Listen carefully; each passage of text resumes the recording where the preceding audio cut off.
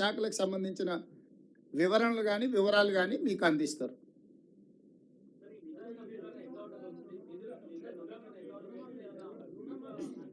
తినబోతూ రుచులు ఎందుకు, వంట ఎట్లా ఉండాలనో మా నలబీబ పాకం వండే మా బట్టి విక్రమార్క గారికి తెలుసు. మీరు ఒకటే గుర్తుపెట్టుకోండి, రైతులకు ఇచ్చిన మాట ప్రకారం రుణమాఫీ చేసి తీరుతాము. దీనికి సంబంధించి మీకు శశబిషలు అక్కరలేదు. స్పష్టంగా మీకు చెప్తున్న విధి విధానాలు, నిధుల సేకరణ ప్రభుత్వం బాధ్యత, ఆర్థిక మంత్రి బాధ్యత.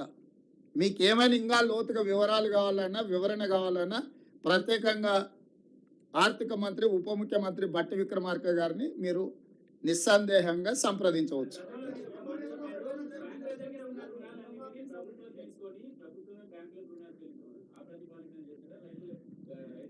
ఇప్పుడు రుణమాఫీ చేయడమే ప్రాతిపదిక. ఏ ప్రాతిపదికన చేస్తామనేది అది మా అంతర్గత అంశము. దానికి సంబంధించి వివరాలన్నీ కూడా మీరు తీరిక సమయంలో ఆర్థిక మంత్రి గారిని సంప్రదించండి, వారు వివరిస్తారు.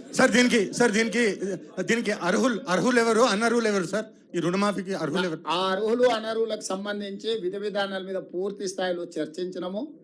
నియమ నిబంధనలు అన్నిటిని కూడా మంత్రివర్గం ఆమోదించింది. తొందరలోనే మీకు ఆ జీవో విడుదల చేస్తాం. అందులో మీకు పూర్తి వివరాలు ఉంటాయి.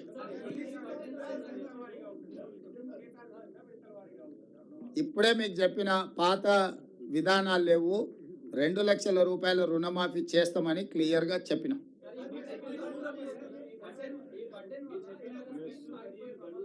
గడువు లోపల చేయడానికే కదా ఇదంతా. చారి గారు 5 సంవత్సరాలు ఆయనలాగా చేయాలంటే ఇంత హడావిడిగా, ఇంత అర్జెంటుగా, ఇంత పకడ్బందీగా మంత్రివర్గ సమావేశం పెట్టడం, మేమందరం వచ్చి కూర్చోవడం, మీకు వివరించడం, ఒకవేళ అంతకంటే కొంచెం ముందిస్తే మీకు ఏమైనా అభ్యంతరమా?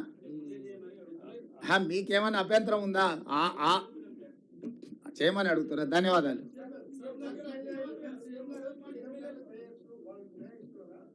మీకు అవన్నీ జీవోలో అన్ని వివరాలు ఇస్తాం. జీవో ఇచ్చిన తర్వాత మీకు ఏమైనా ఇంకా వివరణలు కావాలంటే ఆర్థిక మంత్రి గారు మీతో మాట్లాడతారు. ధన్యవాదాలు.